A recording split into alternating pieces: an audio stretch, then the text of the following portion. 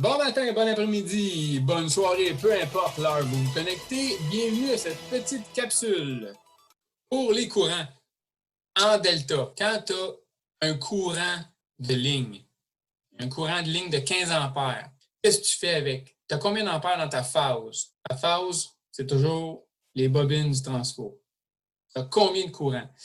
C'est sûr certain que ton 15 ampères que tu as sur ta ligne va se diviser ici. Là. On voyait, là, ça va se diviser en deux. Ça ne divise pas en deux égales parce que tu n'es pas en phase. En phase, c'est que ça, c'est être en phase. Quand tu es à 90 degrés, tu es à 100% de ta tension. Fait que tu es en phase. La phase A et la phase B sont en phase. Vous avez vu dans les vidéos précédentes qu'on était décalé de 120 degrés par phase.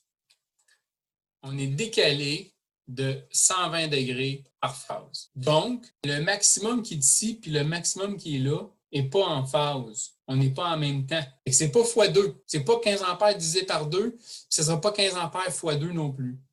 C'est toujours fois 1,73. Toujours le radical 3. C'est pour ça que le triphasé, on utilise radical 3. Bon, je reviens à mon fameux 15 ampères qui se divise par radical 3.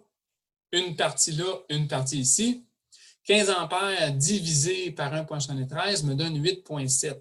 J'ai combien d'ampères sur ma phase? J'ai 8,7 ampères de courant de phase.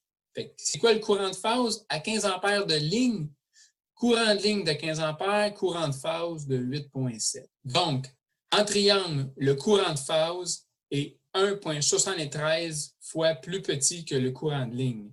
Ou le courant de ligne est 1 fois 0,73 plus grand que le courant de phase. En étoile, rappelez-vous qu'en CCCA, le courant qui circule dans un circuit série est le même partout. Si j'ai 15 ampères sur ma ligne, 15 ampères de courant de ligne qui circule dans mon fil, c'est quoi le courant dans ma phase? Il est en série avec.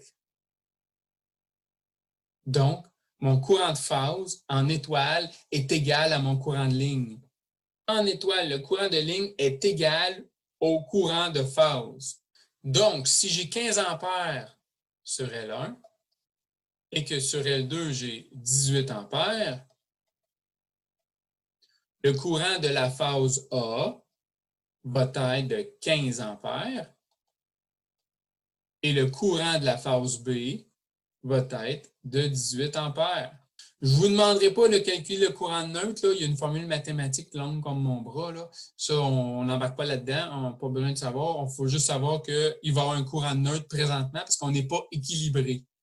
Dans les vidéos précédentes, ça l'explique bien. Si tu n'es pas équilibré dans tes phases, tu vas avoir un courant qui va aller dans ton neutre.